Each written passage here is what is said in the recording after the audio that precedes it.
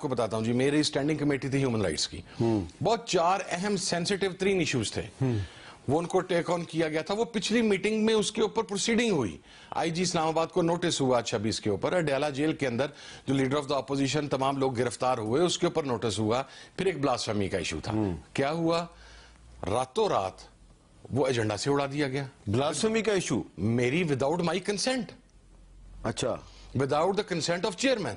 اب جب میٹنگ یہ وہی ایشو ہے جس پہ آج علی محمد خان صاحب نے تقریر جی کی؟ بالکل، یہ وہی ایشو ہے. اچھا، اس ایشو کے اوپر جب ہم نے بات کرنے کی کوشش کی، میں نے کہا جی میں تو ایسی اجلاس نہیں چلنے دوں گا اسٹینڈنگ کمیٹی کا. اسٹینڈنگ کمیٹی نیشنل اسمبلی کی وہ آنکھیں ہوتی ہے، اس نے کام کرنا ہوتا ہے.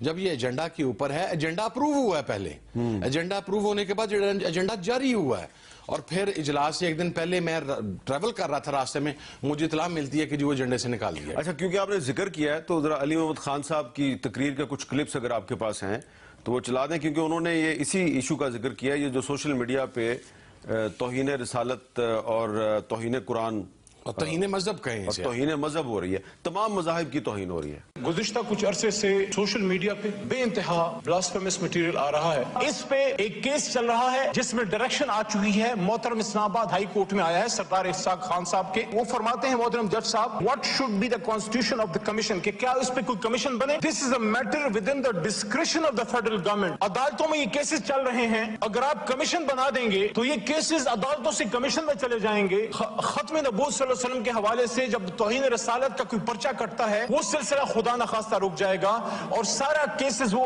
کمیشن میں چلے جائیں گے. بہت سے لوگ چھوٹ جائیں گے. سائبر کرائم ونگ FIA کا اس پہ PM آفس جناب شہباز شریف صاحب خود پرسنلی اس کو دیکھیں. حکومت اس میں مستغیث بنے، کیسز عدالتوں میں چلائیں، کوئی ایسی کمیشن کی طرف نہ جائیں جس سے ختم نبوت کا ایشو جو ہے وہ خدا نخواستہ ہلکا ہو. اچھا، میں ذرا یہ وضاحت کر دوں، یہ جو علی محمد خان صاحب حوالہ دے رہے ہیں نا اسلام آباد ہائی کورٹ کی جس ججمنٹ کا، یہ جسٹس سردار اعجاز اسحاق صاحب کی ججمنٹ ہے. ان کا جو پیرا 6 ہے اس کا حوالہ وہ دے رہے تھے. What should be the constitution of the commission, this is a matter within the discretion of the federal government. Discretion of the federal government. لیکن جو گورنمنٹ آف پاکستان کی منسٹری آف انٹیریئر نے 10 فروری کو جو ایک نوٹیفیکیشن جاری کیا ہے، اس میں کہا گیا ہے please refer to the Islamabad high court order dated 31/1/2025 wherein court has directed for constituting the commission under the Pakistan commission of inquiry act 2017. یہ علی محمد خان صاحب یہ پوائنٹ آؤٹ کر رہے ہیں کہ کورٹ نے ڈائریکشن نہیں دی،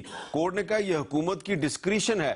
لیکن جو انٹیریئر منسٹری ہے اس نے کورٹ کی ڈائریکشن کا لفظ استعمال کر کے اور ایک کمیشن جو ہے وہ بنانے کے لیے نوٹیفیکیشن جاری کر دیا، اور اس کمیشن کے لیے جو